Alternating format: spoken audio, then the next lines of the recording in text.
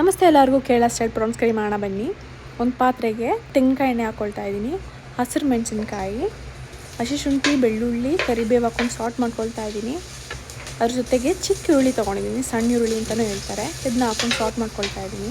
ಜೊತೆಗೆ ಒಂದಿಷ್ಟು ಉಪ್ಪು, ಅರ್ಶಿನದ ಪುಡಿ ಹಾಕಿ ಸಾಲ್ಟ್ ಮಾಡ್ಕೊಳ್ಳಿ. ಮತ್ತು ಮೊದಲೇ ರುಬ್ಬಿಟ್ಕೊಂಡಿರೋ ತೆಂಗಿನಕಾಯಿ, ಒಂದು ಸ್ವಲ್ಪ ಅರ್ಶಿನದ ಪುಡಿ, ಸ್ವಲ್ಪ ಖಾರದ ಪುಡಿ, ಒಂದೆರಡು ಸಣ್ಣ ಈರುಳ್ಳಿ ಹಾಕಿದ್ದೆ.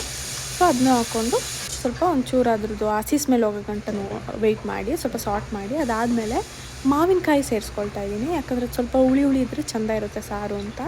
ಮಿಕ್ಸಿಗೆ ಸ್ವಲ್ಪ ನೀರು ಹಾಕಿ ಅದನ್ನೂ ಹಾಕ್ಕೊಂಡಿದ್ದೀನಿ. ಈಗ ಸಾಂಬಾರಿಗೆ ಎಷ್ಟು ಕನ್ಸಿಸ್ಟೆನ್ಸಿ ಬೇಕು ಅಷ್ಟು ಬೇಯಕ್ಕೆ ಬಿಟ್ಟೆ, ಅದನ್ನ ಮುಚ್ಚಿಟ್ಟು. ಯಾಕಂದರೆ ಹುಳಿ ಇಳಿಬೇಕು. ನಮ್ಮ ಮಾವಿನಕಾಯ್ದು ಹುಳಿ ಇಳಿದಿದೆಯಾ ಅಂತ ನೋಡಿದೆ, ಅಷ್ಟು ಇತ್ತಿಲ್ಲ. ಅದಕ್ಕೆ 3 ಕೊಡಂಬುಳಿ ಸೇರಿಸಿದ್ದೀನಿ. ಅದು ಎಲ್ಲ ಜನರಲ್ ಸೂಪರ್ ಮಾರ್ಕೆಟ್ಸಲ್ಲೂ ಸಿಗುತ್ತೆ. ಮತ್ತು ಅದನ್ನ ಸ್ವಲ್ಪ ಮುಚ್ಚಿಟ್ಟು ಬೆಂದಿದೆಯಾ ಅಂತೆಲ್ಲ ನೋಡಿ, ಅದಕ್ಕೆ 400 ಗ್ರಾಮ್ಸ್ ಪ್ರಾನ್ಸ್ ತೊಗೊಂಡಿದ್ದೆ, ಕ್ಲೀನ್ ಮಾಡಿ ಇಟ್ಕೊಂಡಿದ್ದೆ. ಸೊ ಆ ಪ್ರಾನ್ಸ್ನ ಸೇರಿಸ್ತಾ ಇದ್ದೀನಿ.